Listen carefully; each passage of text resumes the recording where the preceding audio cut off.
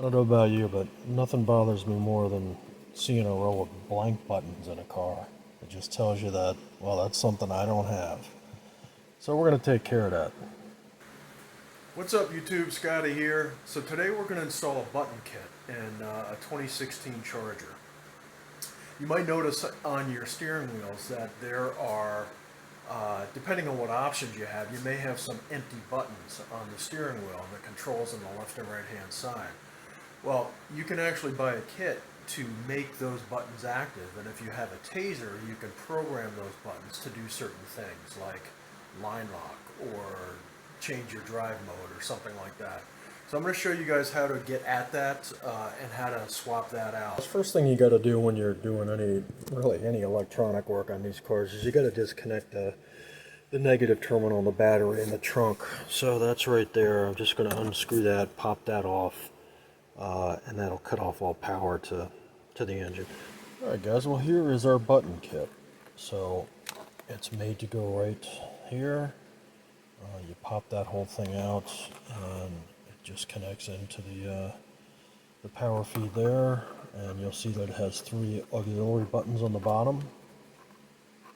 Those are all programmable with the taser as opposed to just these blank ones here. I don't know about you, but nothing bothers me more than seeing a row of blank buttons in a car. It just tells you that, well, that's something I don't have. So we're going to take care of that. Right, first thing you got to do is you got to pop off the center cap here to be able to get to the access screws that release that. And the way that you do that is there's these little holes right here on each side. And you got to stick like an Allen wrench in there, and it actually releases a lever. It's kind of a pain in the ass if you haven't done it before, but you should put this in. You only put it in about maybe half an inch, and you feel around, and you'll feel it's metal on metal, and you'll feel it actually give way, almost like like a coat hanger trying to push something in. And when you do that, it pops off the cap, and you got to do that on either side. So now you have the cap off, and now there's several torque bolts here. These are all number 15s. So you got to take that off, and then there's things in the back that you got to do. So let's get this off first. So this is actually a T20. So we're going to pop that off, and then we're going to go around the back and look at the back. Alright, so first thing we're going to do in the back is we're just going to take a little key or screwdriver and pop this little cap off. That exposes the torque screws that are behind there. So let's get that off. What you can see here is a T15 bolt. We're going to take that off. Then that allows this whole little assembly to fall out, and then there's one more bolt behind this that will let you take the whole button assembly out. So let's get this off first. Okay, so now with this off, a couple things we have to do. We've got to this is just a squeeze pin, you just squeeze that out.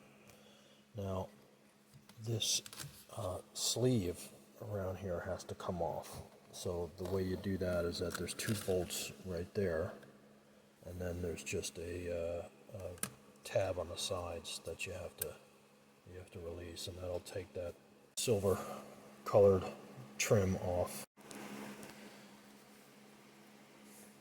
Okay, so we had the old assembly, I took that off. I got the new assembly, I put the trim back on it, snapped it on so the little side tabs grab, and now I'm going to put the 2 screws back in there, and then I'm going to hook up the connector. Okay, so I got that back in place. I connected the power.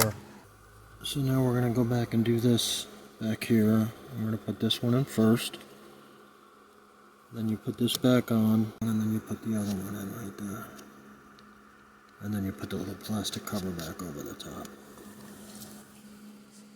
Okay, got this all back together, put these screws in behind, put the screw back in there, The only thing left now is to put this back in place. Now, when you do this, it's a matter of just giving it a good whack so it slaps back in there, and you do both sides. Okay. And you can see why you want to disconnect the power when you're slamming that in like that. So now I got buttons over here. I got buttons over here.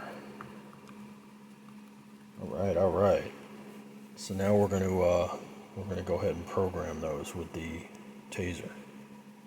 All right. So here's how you program the button kit. The first thing you have to do is you have to make sure that you're on the audio setting on your EVIC screen. So depending on how many options you have, that's usually either 5 or 6, number 5 or 6. Once you have that, you hold down the left arrow key over here and then the button key that you want to program. And when you do that, it starts scrolling through options. So the first ones that you get are the light shows. I don't really need to program the light show buttons. You can turn on your rear camera if you have a front camera, if you have auxiliary video. So now there's LineLock. So I'm going to leave LineLock enabled on button 1 and I'm going to move to button 2. So again, I hold down the left arrow key and then I'm going to hold down the button that I want to program. So there's the different drive modes, and you can see if you don't want to do any function, there's a no function option that just leaves the button blank. Rear camera, front camera, ESP kill. So ESP kill is what disables all your stability control options. So if you want to do donuts or burnouts or anything like that, you can hit the ESP kill. Now that's the same thing as holding down the traction control button here for, I think it's 15 or 20 seconds.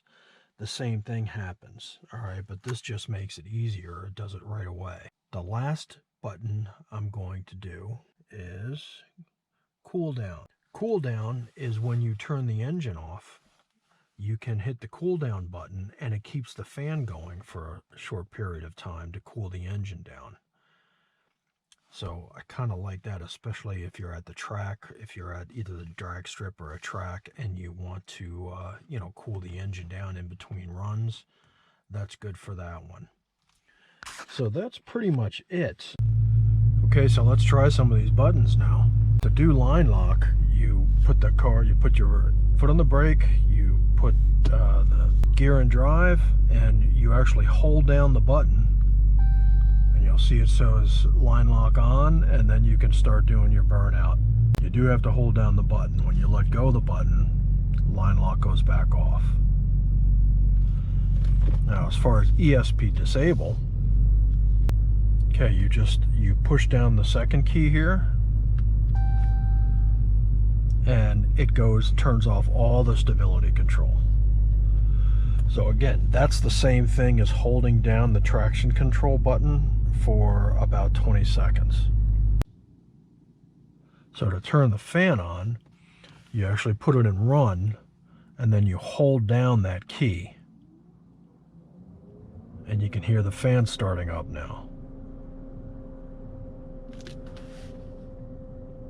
So sometimes you have to hold down the button, sometimes you just press it once. But these are all the things that the taser gives you. Taser's really a worthwhile device. Alright guys, so I actually got this button kit about 2 years ago, and since then Z-Automotive has released something easier. They have the ability now where you can just swap out the plastic keys themselves. Here you can see where you just pop out the plastic and they put in replacement keys. This costs about 45 bucks. It is different for 2017 earlier and 2018. I decided to publish this video anyway just because the process for programming the keys and the taser is the same, and the full button kit is still available, and it does have labels on each button, which to me is better than just the blank plastic option. So anyway, thanks for watching.